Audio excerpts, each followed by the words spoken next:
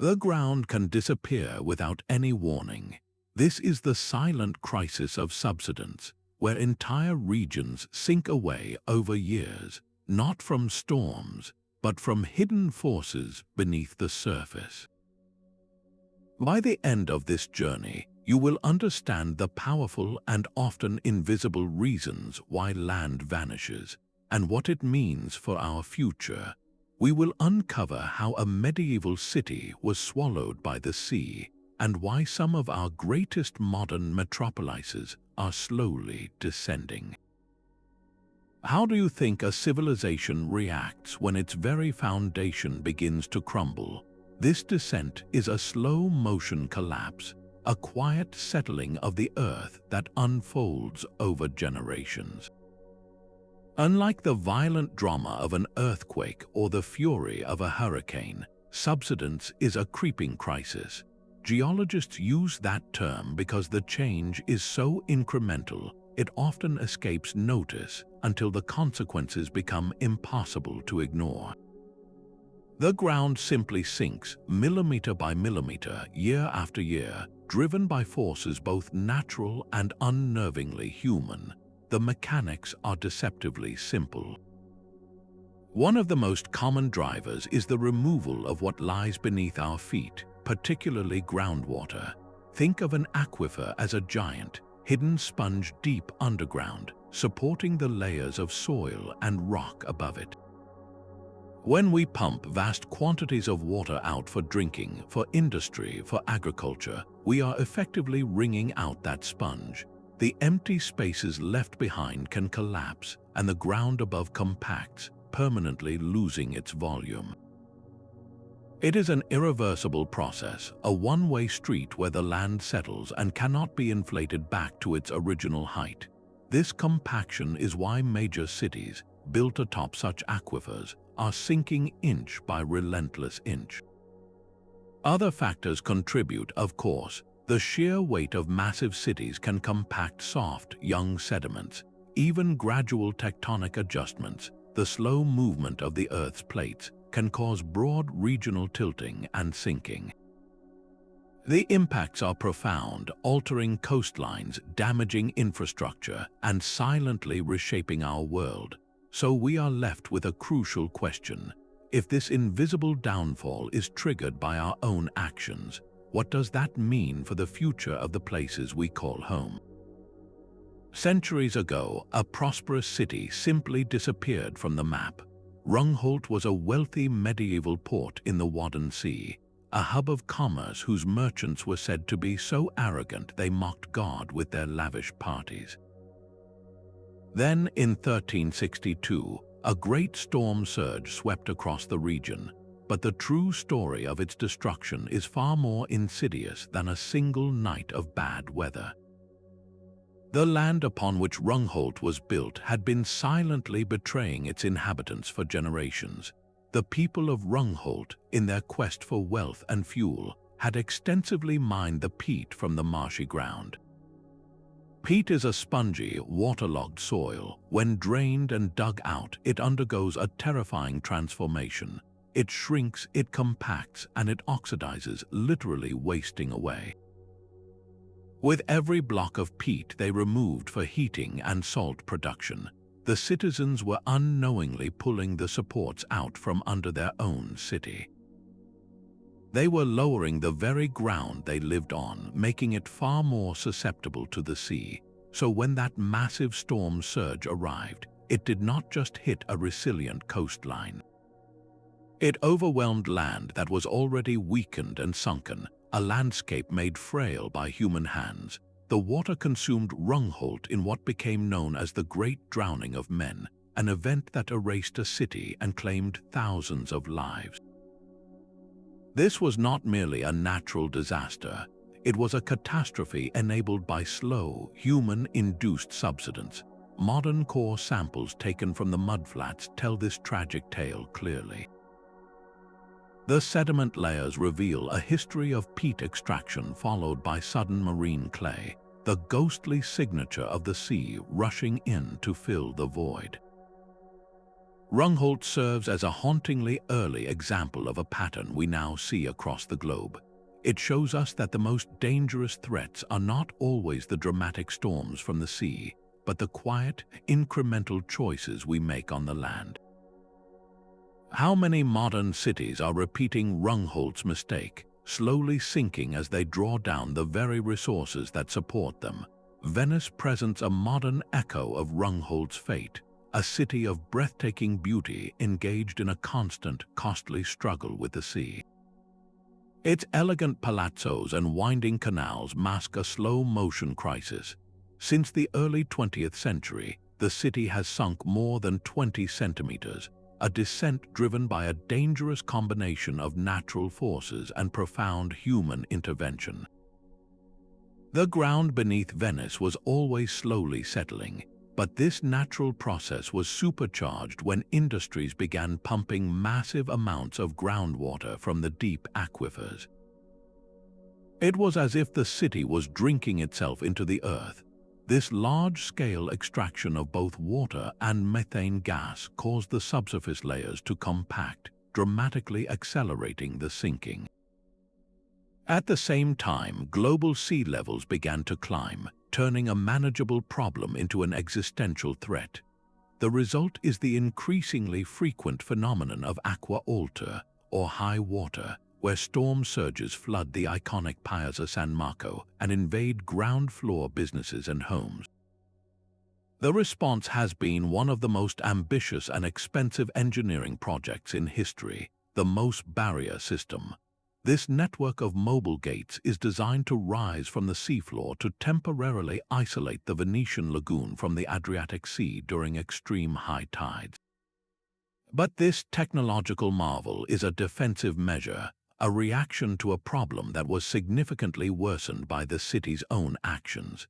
It underscores a difficult truth that our most brilliant solutions are often needed to fix problems we ourselves created. The story of Venice forces us to confront a critical question: how much of our modern environment is being shaped by these invisible, downward forces? The answer often lies in what we pull from the ground, especially the water we cannot see. Mexico City is sinking into the earth it stands on, a silent collapse measured in centimeters every year.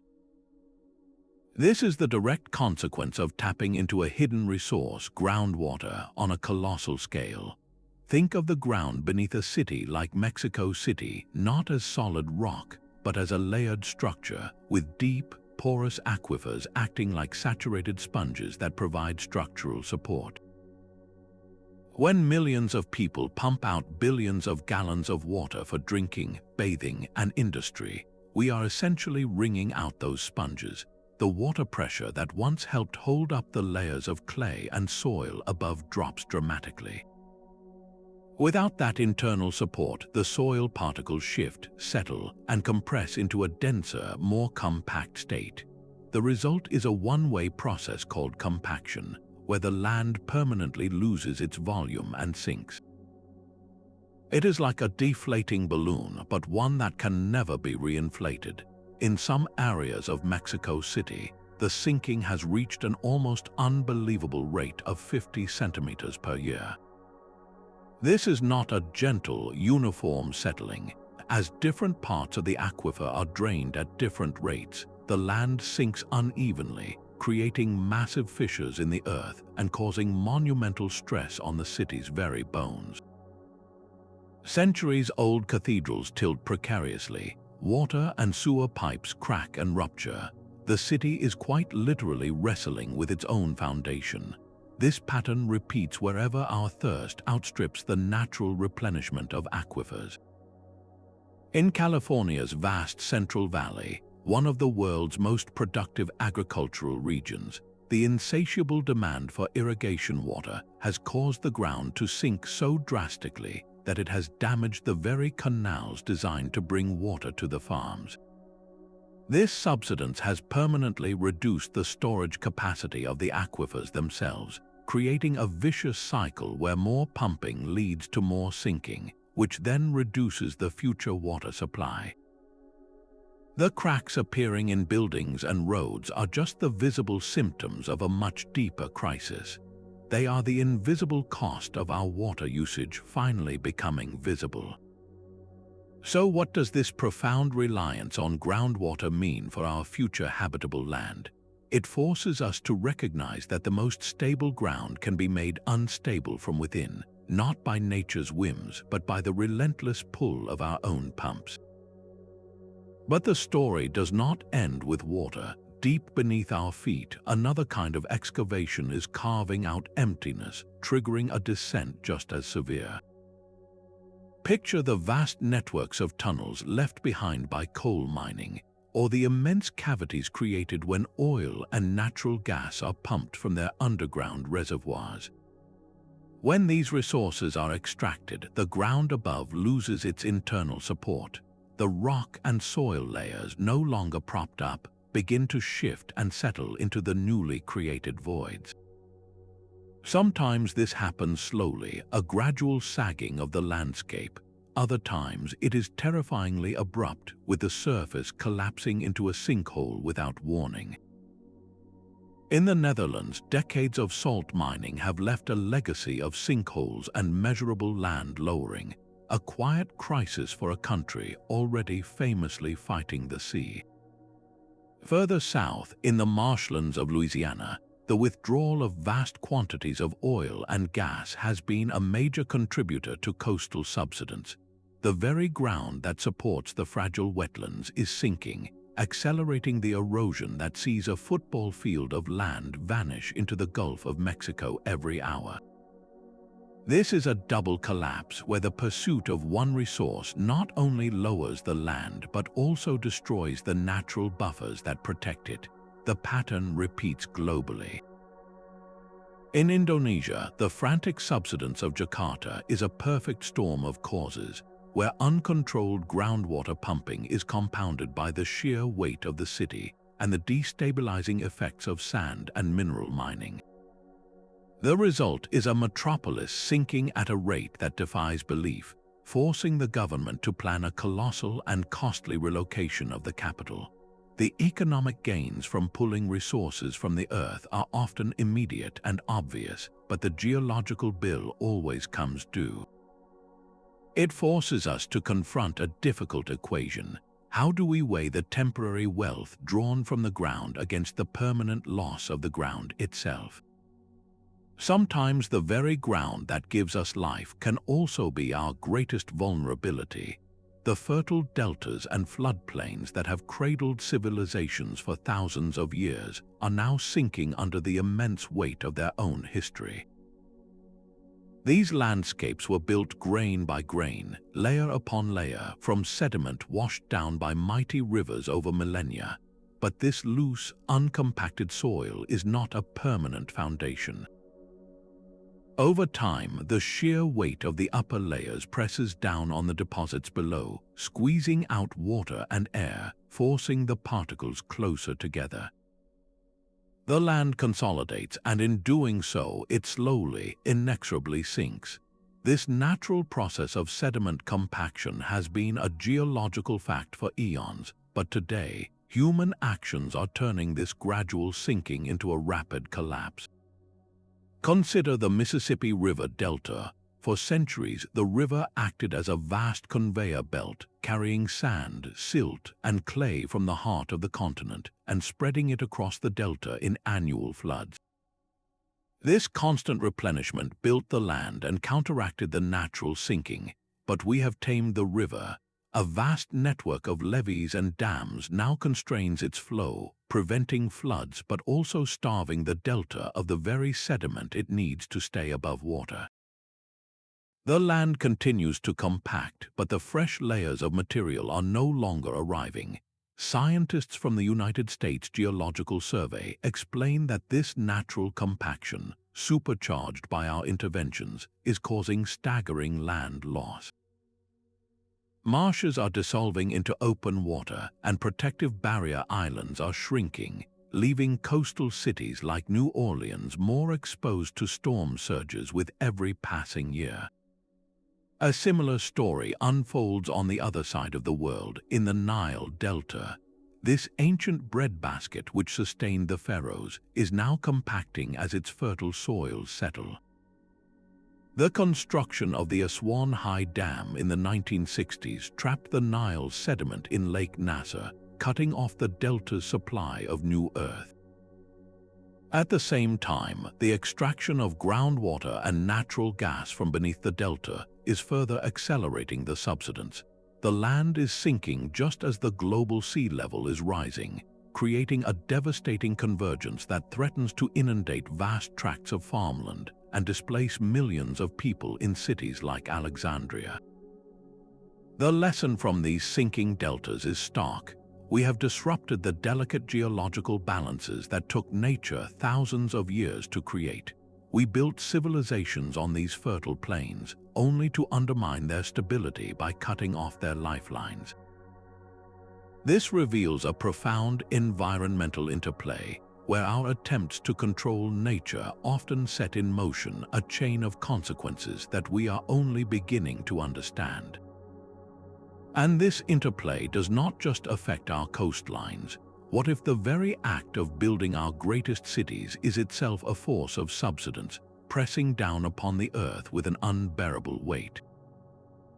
The planet itself is in a state of constant, slow-motion rearrangement. Beneath our feet, colossal tectonic plates drift across the Earth's mantle, their movements measured in centimeters per year. While we typically associate these forces with dramatic earthquakes, they also drive a far quieter phenomenon, a gradual, regional lowering of the land known as tectonic subsidence.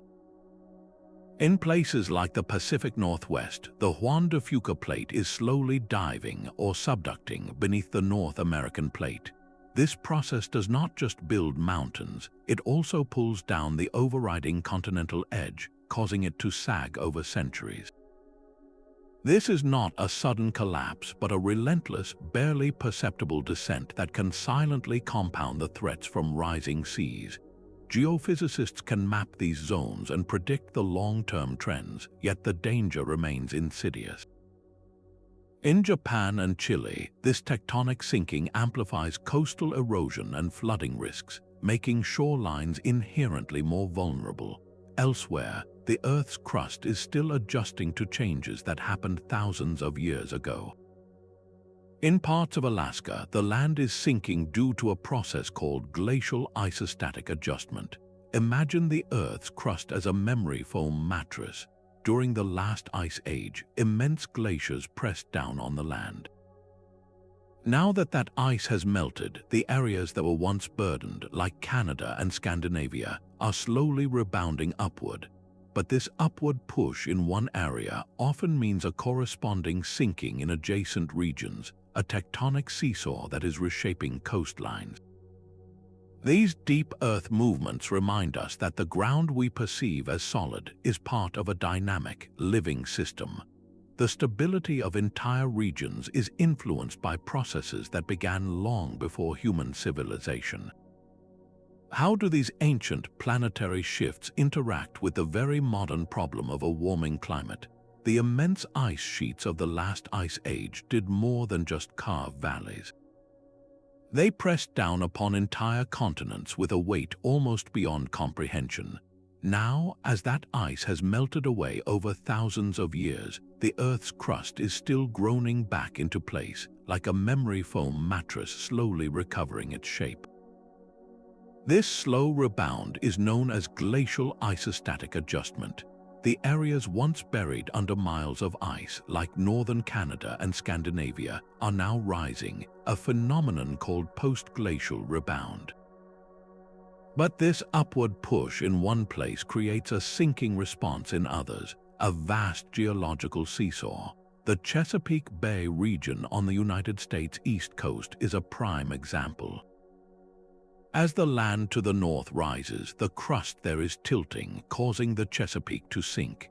This is not a rapid drop, but a relentless, millimeter-by-millimeter descent that has been ongoing for millennia. Researchers using data from missions like NASA GRACE, which measures tiny changes in Earth's gravity field, have mapped this precise motion. The problem is that this ancient, natural subsidence is now combining with a modern crisis, sea level rise. The result is a double threat to coastal cities and wetlands, where the water is rising faster because the land is simultaneously falling. In Scandinavia, the rebound is so pronounced that former Viking ports are now left high and dry, far from the water's edge. But the surrounding Baltic Sea region is experiencing relative sinking, which alters shoreline ecosystems and increases local flood risks. This historical legacy forces a humbling perspective. Not all subsidence is our fault. Some of it is woven into the very fabric of our planet's long recovery from a frozen past. It reveals that the ground beneath us is part of a dynamic system still responding to changes that began tens of thousands of years ago. So what does this mean for our understanding of environmental change? It shows that the challenges we face are often a complex blend of deep-time geological processes and immediate human actions. This connection to past climates raises a pressing question about our future. How will this slow, inexorable sinking interact with the rapid changes we are causing today? A coastal city can face two different enemies, one rising from the sea and one sinking from below. This is the double threat that defines our era, where global sea level rise meets local land subsidence. The combination is devastating, accelerating the pace of inundation in ways that either factor alone could never achieve. Think of it as standing on a descending elevator while the floor of the building is also flooding. The water reaches you much, much faster. Nowhere is this synergy more apparent than in a city like Bangkok, a metropolis built on soft clay. Decades of intense groundwater pumping have caused the city to sink dramatically, while simultaneously the oceans are creeping higher. The result is not a future problem but a present-day crisis. Streets flood with increasing regularity, not just from storms but from high tides. Salt water pushes inland, contaminating the aquifers that the city desperately depends on. The very act of drawing water to sustain the population is making the land more vulnerable to the sea, creating a vicious and self-reinforcing cycle. This pattern of compounded risk is echoed across the world's vulnerable deltas. In the vast Sundarbans, the largest mangrove forest on Earth, straddling India and Bangladesh, the land is naturally compacting while the seas rise. The result is an alarming erosion of the natural shoreline. Mangrove forests, which serve as a critical buffer against storm surges, are being drowned and washed away. Villages that have stood for generations are now vanishing into the water, creating a wave of climate refugees. The people living there are on the front lines of a sinking world, experiencing a relative sea level rise that is far steeper than the global average. Data from the Intergovernmental Panel on Climate Change paints a stark picture. For a stable coastline, sea level rise is a single, grave challenge. But for regions with high subsidence, like the Gulf Coast of the United States, the relative rise in sea level can be 3 to 5 times faster. The land is falling as the water is climbing, a pincer movement that leaves little time for adaptation. The response so far has been a race to build defenses, from massive seawalls to elevated roads and floating neighborhoods. Yet these are often desperate holding actions against an accelerating problem. They treat the symptom, not the cause. This forces a difficult and urgent reflection. How do we mitigate a risk that is being driven by both global atmospheric changes and local, ground-level decisions? The answer lies in addressing both sides of the equation, reducing the pressures from above and stabilizing the ground below. Our cities are monumental achievements of engineering, yet their sheer mass can become a crushing burden. Visualize a modern metropolis like Jakarta, a dense tapestry of skyscrapers, roads, and millions of people, all built upon a foundation of soft, marshy soil. The weight of the city itself presses down, compacting the ground in a process known as loading, but the problem runs deeper than just the physical load. The very materials we use to build our urban landscapes, the endless expanses of concrete and asphalt, create an impermeable seal over the land. In a natural environment, rainwater would seep through the soil, slowly recharging the aquifers deep below. In a paved-over city, that life-giving water has nowhere to go. It runs off into drains and rivers, rushing out to sea instead of replenishing the groundwater we so desperately pump out. This creates a vicious cycle where our urban footprint not only adds weight that pushes the land down, but also prevents the natural recharge that could help stabilize it. The consequences of building on unstable ground are tragically clear. In San Francisco's Marina District, much of the neighborhood was constructed on land filled in after the 1906 earthquake.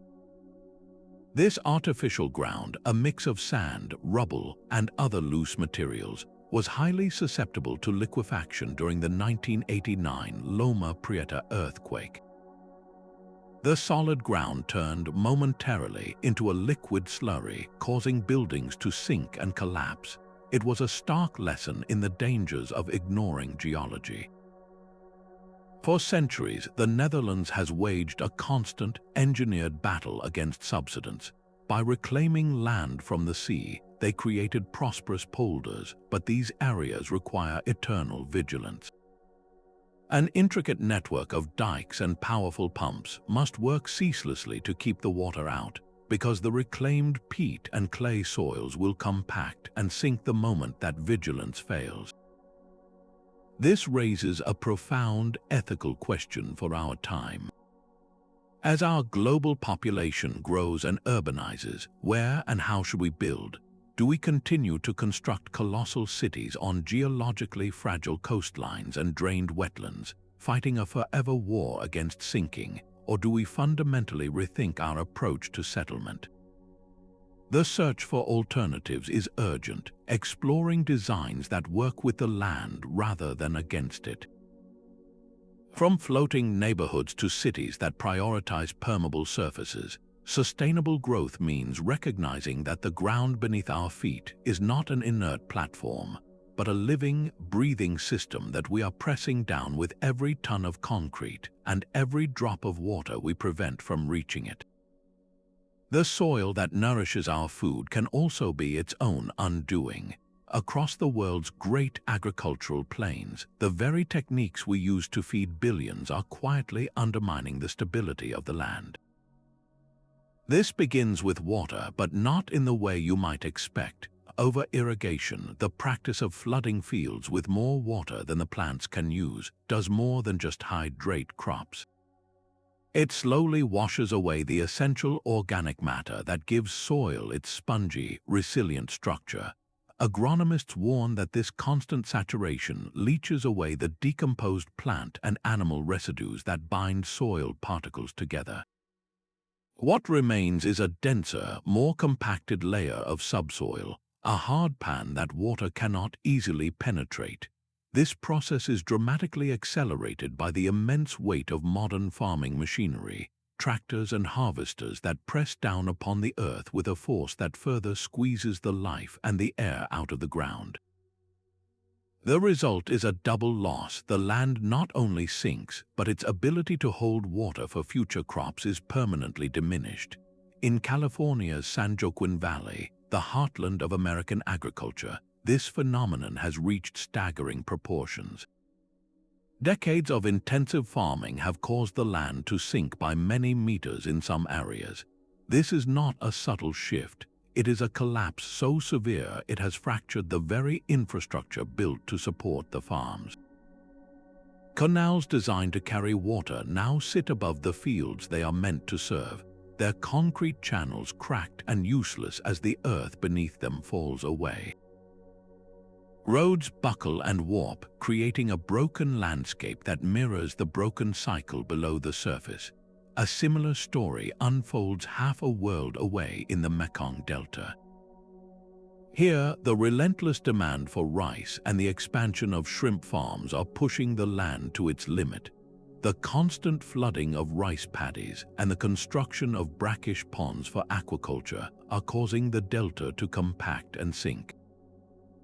This subsidence, combined with rising sea levels, allows salt water to intrude further inland, poisoning the soil and threatening the food security of millions. The very practices that provide short-term harvests are jeopardizing the long-term viability of the land itself. These agricultural impacts force a difficult reckoning. How do we balance the immediate need to feed a growing population with the permanent preservation of the soil that makes it possible? The answer may lie in a fundamental shift toward conservation agriculture, methods that prioritize soil health through minimal tillage, crop rotation, and covering the land with plants year-round. This approach works with the natural structure of the earth, building it up rather than breaking it down. It is a recognition that the ground beneath our feet is not just a resource to be mined, but a living, breathing foundation for our future. The silent descent of land does not just alter maps, it attacks the very skeleton of our civilization, the networks of concrete and steel we depend on every day. Picture a bridge, its foundations shifting on a sinking riverbank. The stress is silent and relentless, creating hairline fractures that slowly widen until the entire structure is compromised. Or consider a buried water main engineered to precise gradients. When the ground beneath it settles unevenly, the pipe can bow, crack, or even snap, triggering leaks that further erode the soil and waste a precious resource. This is the hidden cost of subsidence, a direct assault on the arteries of our cities. In Mexico City, the problem is so severe that the Angel of Independence Monument, a towering symbol of the nation, has had to be raised multiple times on its base, a desperate attempt to keep it level with a sinking cityscape. Across the world in China, engineers face a constant battle to keep high-speed rail lines perfectly aligned. These tracks demand near absolute flatness for safety, a requirement constantly undermined by the shifting, settling earth. The maintenance is endless and astronomically expensive, a permanent tax imposed by the sinking ground. The vulnerability extends deep underground, where sewage and water systems are warped by the uneven descent. Tokyo has been confronting this for decades, implementing vast public works projects to shore up foundations and stabilize the city's subterranean world. They are fighting a war against an invisible enemy, one that never retreats. Perhaps the most famous victim of this slow-motion crisis is the Leaning Tower of Pisa. Its iconic tilt is not a design feature, but the direct result of a weak, subsiding foundation that began to fail almost as soon as construction started. It stands as a centuries-old reminder that no structure, no matter how iconic, is immune to the instability of the ground it stands on. This reality forces a new era of engineering. Cities must now invest in adaptive technologies, from flexible pipe joints that can bend without breaking to sensors that provide real-time data on the slightest ground movements. The challenge sparks innovation in resilient design, pushing architects to create buildings that can float on unstable soils or adjust to gradual settlement. But every solution adds to the immense economic toll. The bill for repairing, reinforcing, and constantly monitoring our infrastructure runs into the billions, a direct financial consequence of living on land that will not stay still. It begs a difficult question: how much of our collective wealth must we spend just to maintain our footing? This silent descent reshapes the very fabric of nature. Wetlands and marshes, the planet's vital nurseries, are drowning not just from rising seas but from the ground giving way beneath them.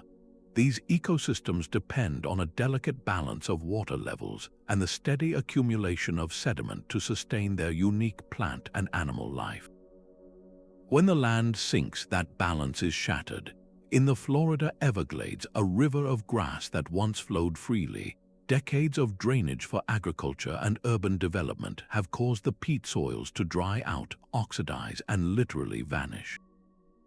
This subsidence has profoundly altered the region's hydrology, leaving higher ground isolated and pushing endangered species like the American crocodile towards a precarious future. The result is a stark decline in biodiversity, a quiet unraveling of a complex web of life. Further west, in the disappearing bayous of Louisiana, the story is the same. Ecologists document how sinking land allows saltwater to push inland, poisoning freshwater cypress swamps. The salt-tolerant mangroves begin to march north, replacing the ancient forests, fundamentally changing the plant communities that have defined the region for centuries. This is not merely an environmental loss. These sinking wetlands and marshes have always served as natural sponges, absorbing the energy and surge of hurricanes. As they vanish, that protective buffer shrinks, leaving coastal communities increasingly exposed and vulnerable. Yet there is a glimmer of hope in the lessons of restoration.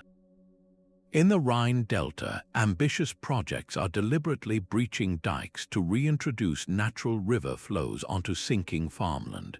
The goal is to allow sediment to settle once more, rebuilding the land from the bottom up and restoring the natural hydrology. These efforts demonstrate that ecological recovery is possible, that we can work to re-stabilize these vital habitats. The fate of these ecosystems forces a fundamental question. How can we protect these cradles of life from vanishing into the earth, and in doing so, protect ourselves from the storms to come? The silent sinking of the land is no longer an invisible mystery. High above the Earth, a network of satellites keeps a constant, unblinking watch, measuring ground elevation changes with astonishing precision. This is the front line of monitoring, where technology reveals what the human eye cannot see. Using a technique called interferometric synthetic aperture radar, or in SRR, these satellites send down radar waves and analyze their returning signals. By comparing images taken days or weeks apart, scientists can detect movements as subtle as a few millimeters per year. It is like having a doctor's stethoscope for the planet, listening to the faint, steady heartbeat of the ground's descent. On the surface, dense networks of GPS stations provide a complementary stream of real-time data, tracking the slightest shifts in the crust. In the Netherlands, this constant surveillance is fundamental to the nation's survival, guiding the intricate management of dikes and water pumps to keep the sinking polders dry. In Houston, Texas, the same data clearly links rapid subsidence to patterns of groundwater pumping, offering undeniable evidence to inform water policy. Geodetic experts, the cartographers of the Earth's shifting shape, use this flood of information to create predictive models. They can now forecast which neighborhoods will be most affected in the coming decades, allowing cities to plan proactively rather than react in panic. The European Space Agency's Copernicus program, for instance, systematically maps subsidence across the entire continent, providing vital intelligence for where to build new infrastructure or reinforce the old. This data-driven approach transforms subsidence from a vague threat into a measurable, manageable risk. Yet this technological hope brings its own profound challenge.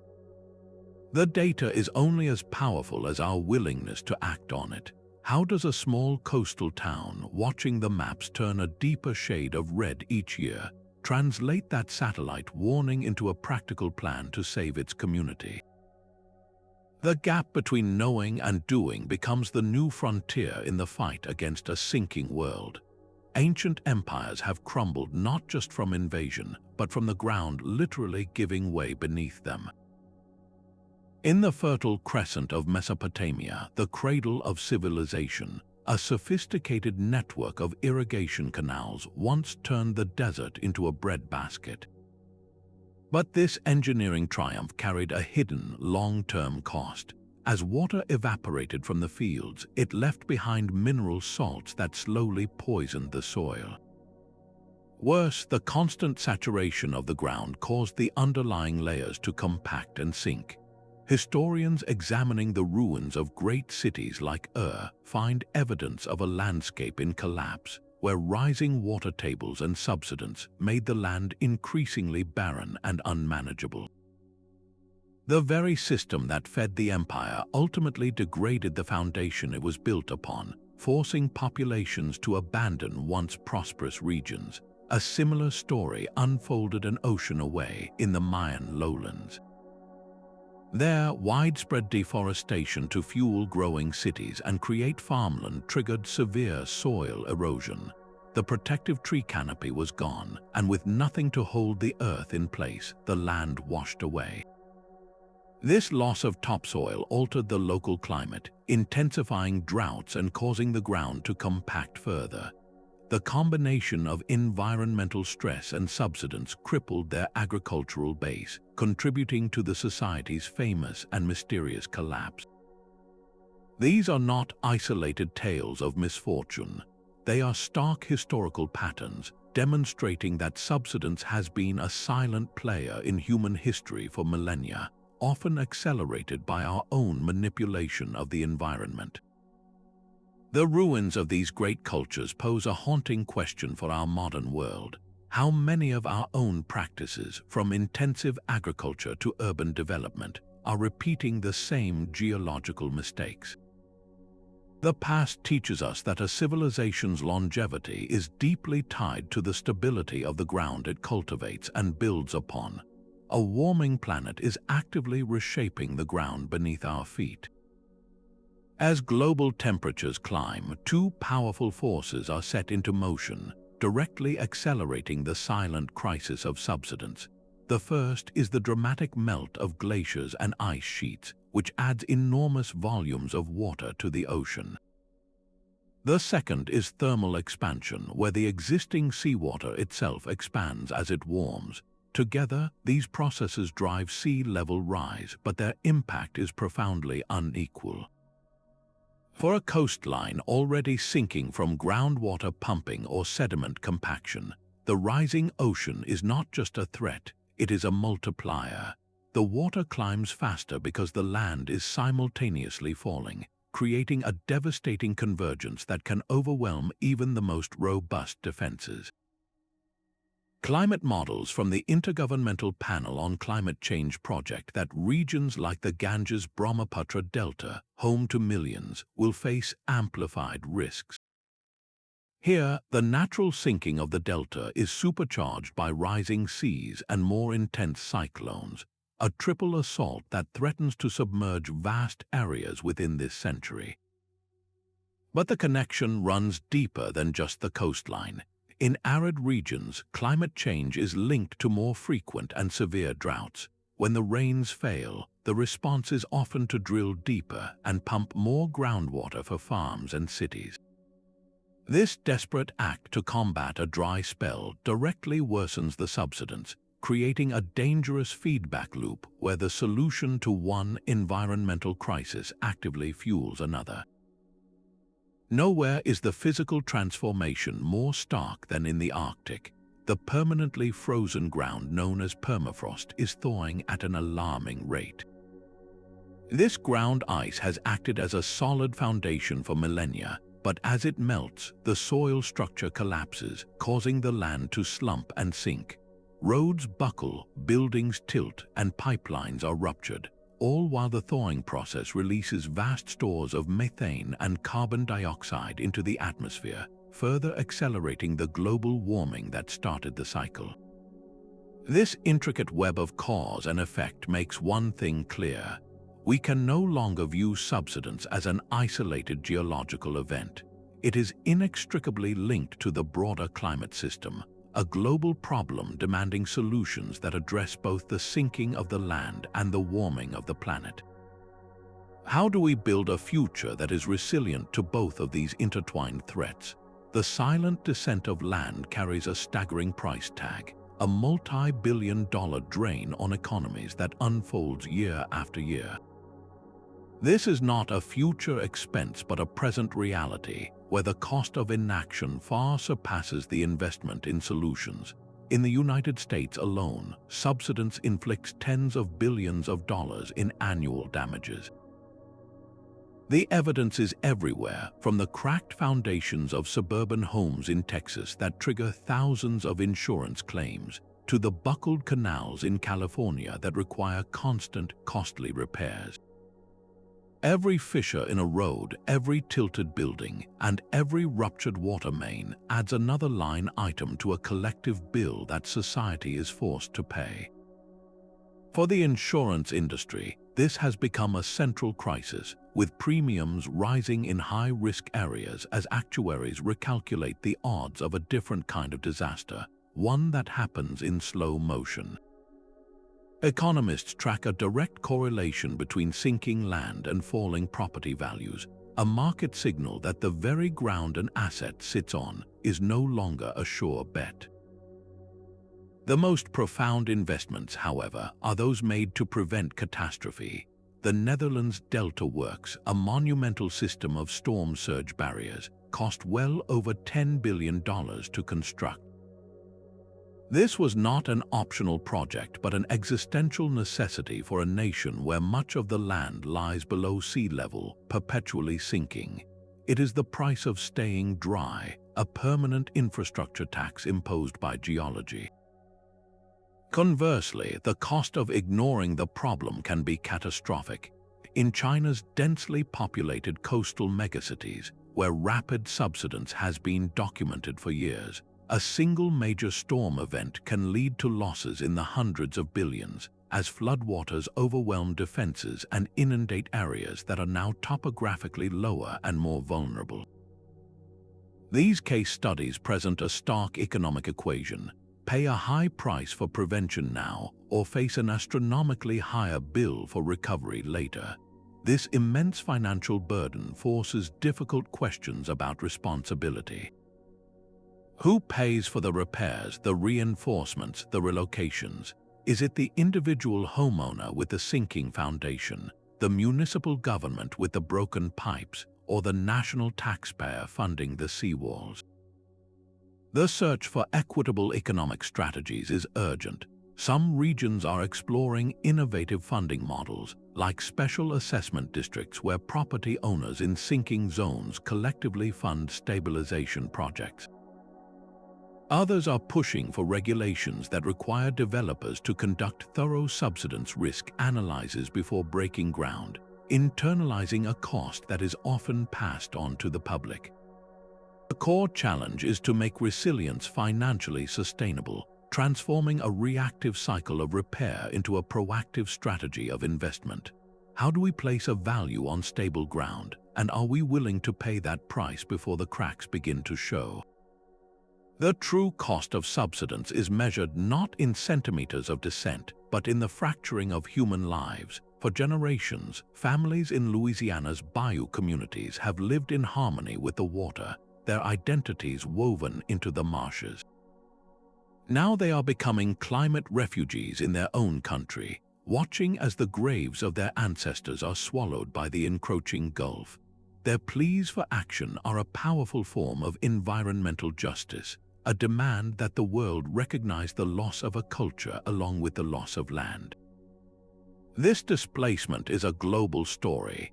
In the Maldives, an entire nation contemplates its own disappearance. The highest point in the country is less than 3 meters above sea level, and the combined forces of sinking land and rising oceans threaten to submerge its islands within this century.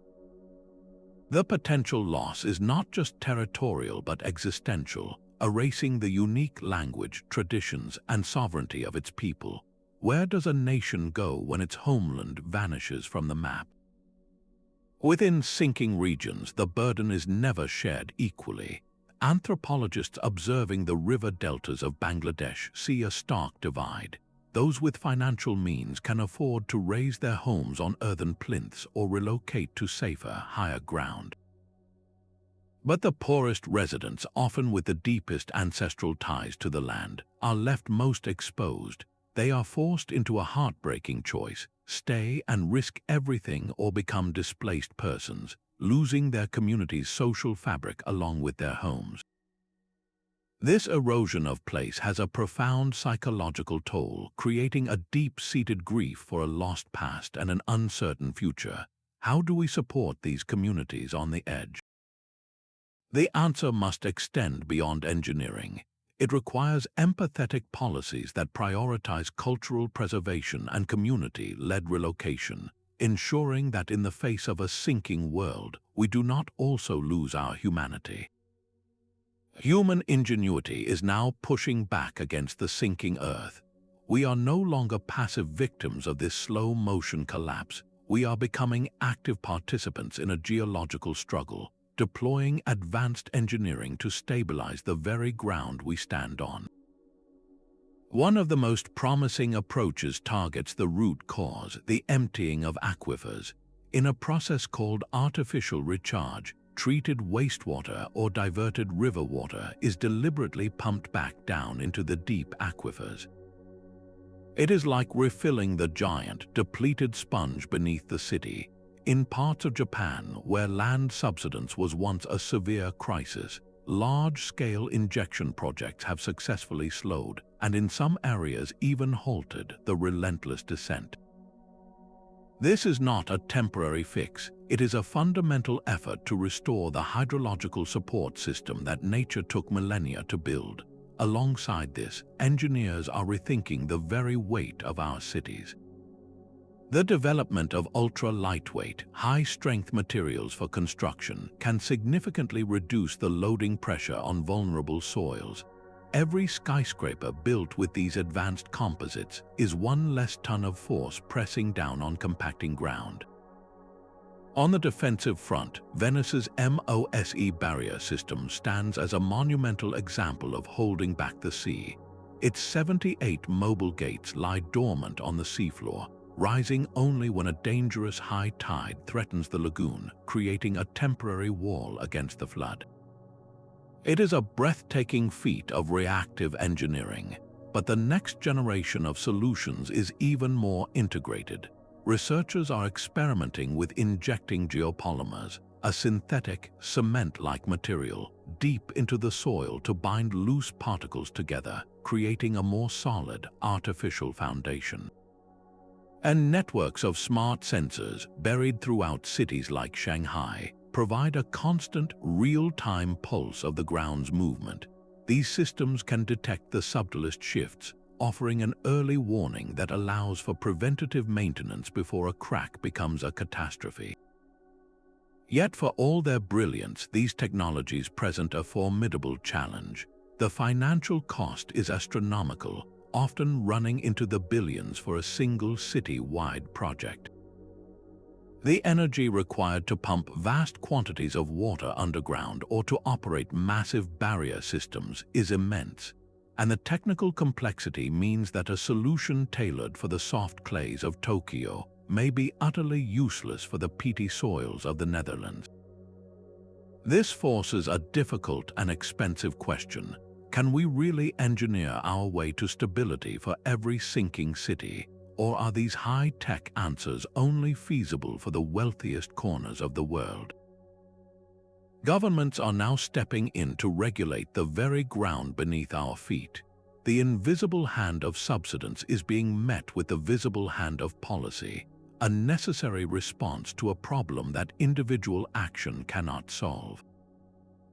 In California, a state plagued by both drought and sinking farmland, the Sustainable Groundwater Management Act represents a fundamental shift. It forces local agencies to form groundwater sustainability plans, legally mandating that water extraction does not exceed natural replenishment. This is a direct attempt to stop the aquifer from being wrung out, to preserve the structural support it provides the land. The challenge is immense. pitting immediate agricultural needs against long-term geological stability. Across the world, the Netherlands offers a masterclass in sustained governance. For nearly 1,000 years, their independent water boards have operated with the authority to manage dikes, set water levels, and coordinate land use. This is not a temporary committee. It is a deeply embedded layer of government with the sole purpose of keeping the sinking country dry. Their success hinges on cross-sector collaboration, where farmers, urban planners, and engineers must all work within a framework designed for collective survival. This model proves that subsidence is not just a technical problem, but a deeply social one, requiring enduring institutions built on cooperation. On the global stage, treaties like the Ramsar Convention aim to protect vital wetlands, ecosystems that are both victims and mitigators of subsidence. By conserving these marshy areas, we maintain their natural ability to trap sediment and rebuild land. Yet the effectiveness of such agreements is entirely dependent on national commitment, and enforcement varies wildly from one signatory country to the next. Perhaps the most striking case study comes from Singapore, a densely populated island nation with no natural aquifers. Through foresight and strict regulation, the government has tightly controlled land reclamation, mandating extensive soil compaction studies before any new construction. They have also diversified their water supply with advanced recycling and desalination, drastically reducing their reliance on groundwater. This integrated approach has minimized subsidence risks, turning a vulnerable city-state into a global model for urban resilience. These policy approaches underscore a critical truth. Technology alone cannot save a sinking city, nor can individual conservation efforts. It requires the decisive role of leadership to enact and enforce the rules that manage our relationship with the land. What kind of governance can truly hold the line against a force that measures its progress in millimeters per year? Projections for the year 2100 paint a stark picture of our relationship with the Earth. Scientific models from institutions like the World Bank indicate that subsidence hotspots, particularly in Southeast Asia and along the Gulf Coast of the United States, are poised to accelerate dramatically. The drivers are a dangerous convergence, unrelenting population growth in vulnerable coastal cities, and the intensifying climate pressures of sea level rise and prolonged drought. The human consequence of this geological shift could be the displacement of millions, even hundreds of millions, of people by the end of the century. We are not looking at a future of isolated flooding events, but at the gradual, permanent loss of habitable land. The economic toll is almost beyond comprehension, with potential costs running into the trillions of dollars from damaged infrastructure, lost property, and the colossal expense of building defensive walls that may only buy a few more decades. This is not a distant, abstract problem. It is a slow-burning crisis that will fundamentally reshape global migration patterns, creating waves of climate refugees with nowhere to go. In the most severe scenarios, entire megacities like Jakarta or Ho Chi Minh City could become functionally uninhabitable, their foundations so compromised and their streets so frequently flooded that living there becomes a constant battle against the elements. The response to this reality will force unimaginably difficult choices. Do we attempt to fortress our cities with ever higher seawalls, a strategy that becomes exponentially more expensive and less effective as the land sinks further? Or do we begin planning for a managed retreat, a deliberate, organized withdrawal from land we can no longer defend? This concept of strategic relocation is already being discussed in coastal communities from Louisiana to the Philippines, where the idea of moving entire towns to higher ground is shifting from a radical notion to a necessary conversation. Yet within these sobering forecasts, there is a clear path toward a more stable future. optimistic scenarios hinge on our ability to break our dependence on the resources that cause the sinking. A global transition to renewable energy sources like solar and wind reduces the need to extract subsurface oil, gas, and coal. Widespread adoption of sustainable agricultural practices, such as precision drip irrigation and soil health management, can drastically cut the demand for groundwater. In places like California, we are already seeing how stricter water management policies can slow the rate of subsidence. These are not futuristic fantasies, they are available tools. The projections for 2100 are not a fixed destiny. They are a spectrum of possibilities, and the outcome depends entirely on the choices we make today. Will we continue to pump and build until the ground gives way, or will we choose to stabilize our foundation? The landscape of tomorrow is being shaped by the decisions we enact now. One persistent myth suggests subsidence is a coastal problem, a drama reserved for cities battling the sea. Yet the truth is far more widespread. This sinking occurs deep in the heart of continents, in places like the Great Plains of the United States. Here, the vast Ogallala Aquifer, a critical water source for America's breadbasket, is being steadily depleted by agricultural irrigation. As the water level drops, the land above compacts and sinks, permanently altering the landscape hundreds of miles from any ocean. This invisible collapse demonstrates that the trigger is not salt water, but the fresh water we withdraw from the earth. Another dangerous assumption is that all sinking happens at a glacial, predictable pace. While often slow, subsidence can be terrifyingly abrupt. In regions underlain by old coal mines or soluble bedrock, the ground can give way without warning. A sinkhole might suddenly open, swallowing cars or even entire buildings in a matter of seconds. These events are a stark reminder that the stability we take for granted can be shockingly fragile. Perhaps the most consequential misconception is the belief that this process is reversible, that if we stop pumping water, the land will simply bounce back. In most cases, the compaction of soil and rock is permanent. Once the pore spaces collapse, they cannot be reinflated. The land's volume is lost forever. This is not a temporary dip, it is a one-way descent. Understanding these realities is the first step toward meaningful action. It shifts the conversation from passive observation to proactive management. When we recognize that inland farms are just as vulnerable as coastal cities, and that our water use has irreversible consequences, we can begin to make different choices. What other assumptions about the ground beneath our feet need to be re-examined before the next crack appears? Your own daily choices are part of this global story. Every drop of water saved is a tiny victory in the fight to keep the ground stable. It begins with the simple act of fixing a leaky faucet, a small drip that can waste gallons of water every day, putting unnecessary strain on local aquifers. In our own yards, choosing native, drought-resistant plants over thirsty lawns can dramatically reduce the need for irrigation, lessening the demand for pumped groundwater.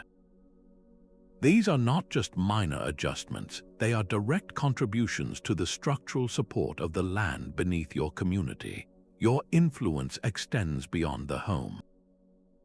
Supporting businesses and agricultural producers who prioritize water conservation sends a powerful market signal. When you choose products from companies committed to sustainable water use, you are casting a vote for a future where economic activity does not come at the cost of a sinking foundation. This collective consumer pressure can accelerate industry-wide change, transforming water stewardship from a niche ideal into a business necessity. Perhaps the most powerful tool is your voice. In regions of India, community-led workshops have successfully educated farmers on water-saving techniques, turning the tide against over-extraction. Sharing information through social networks, attending local council meetings to advocate for green infrastructure, and voting for leaders who champion sustainable water policies, these actions weave a culture of responsibility. The stability of the ground is a shared inheritance, and its preservation is a shared duty. How will your next decision, from the garden hose to the ballot box, help anchor the world in place? A sinking coastline in one nation can disrupt shipping lanes that feed the global economy, while parched farmlands in another drive migration across continents. This reality is forging a new kind of diplomacy, where nations are learning that stabilizing the ground is a shared security issue. The response is emerging through international alliances that treat subsidence with the same urgency as climate change. Scientists are at the forefront of this collaboration, launching initiatives like the Global Subsidence Mapping Project.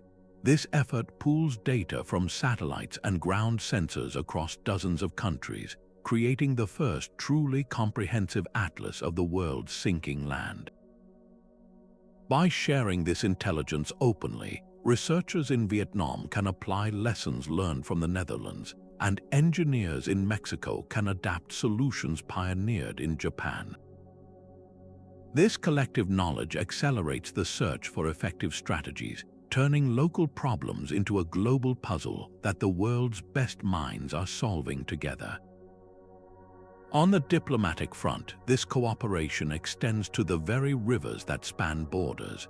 The Nile Basin Initiative is a powerful example, where 11 nations are moving beyond historical disputes over water rights. Their joint mission now includes mitigating subsidence in the Fertile Delta, a region critical to regional food security. Through treaties that promote sustainable water management and equitable resource sharing, they are working to reduce the groundwater pumping that causes the land to compact. This is a profound shift from competition to collective stewardship, acknowledging that a sinking delta in Egypt is a problem for Sudan and Ethiopia as well. Non-governmental organizations act as crucial mediators in these discussions, building trust and facilitating the transfer of technology and funding to the most vulnerable regions. The success of these models hinges on recognizing a fundamental truth that there are no isolated sinkholes in a connected world. When a city like Jakarta sinks, it affects international supply chains. When a delta in Bangladesh floods, it creates waves of displacement felt far beyond its borders. This interconnectedness is what makes unified action not just an ideal, but a necessity. Which of these cooperative bridges will prove strong enough to hold back the slow tide of descent? The story of subsidence is ultimately a story of balance, a lesson written in the slow collapse of land from ancient Rungholt to modern megacities. This silent crisis reveals a profound truth, that the stability of our world is shaped by the intersection of deep earth processes and our own daily choices. The path forward depends on a fundamental shift in how we interact with the ground beneath our feet, prioritizing sustainable water use to protect our aquifers and embracing thoughtful urban planning that works with the land, not against it. Our greatest strength will come from global collaboration, sharing data and technology to safeguard the most vulnerable regions. The ground we walk on is a shared inheritance, a foundation we are borrowing from the future. Every decision we make, from the water we conserve to the policies we support, helps determine whether that foundation will hold. I would love to hear your perspective on this invisible challenge. What questions about our shifting world are on your mind? Share your thoughts in the comments, and if you want to continue exploring Earth's great mysteries with us, please subscribe.